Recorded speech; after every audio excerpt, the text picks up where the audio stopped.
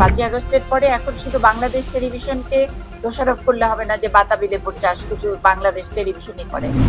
বাংলাদেশ টেলিভিশনের হয়ে যারা অতীতে সরকারের সময় দুর্নীতি করেছেন সেরকম ব্যক্তিবর্গ এই সরকারের সময় একইভাবে ছড়ি ঘোরাচ্ছেন, শুধু তারা তাদের কিবলাটা পরিবর্তন করছে। তথাকথিত গণমাধ্যম সংস্কার কমিশন বা এই সরকারের তথ্য মন্ত্রণালয় তারা কেউই আগের যে ঘটনাগুলি ঘটেছে বা আগের মতো করে যে গণমাধ্যম চলছে সেখান থেকে খুব একটা বেরিয়ে আসা কোনো প্রক্রিয়ার ভিতরে তারা নাই।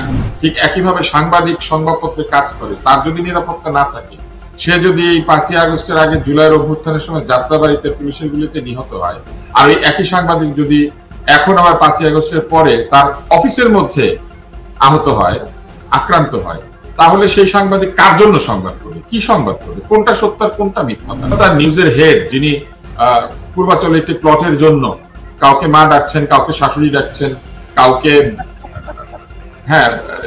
ডাকছেন, আমি দেখেছি।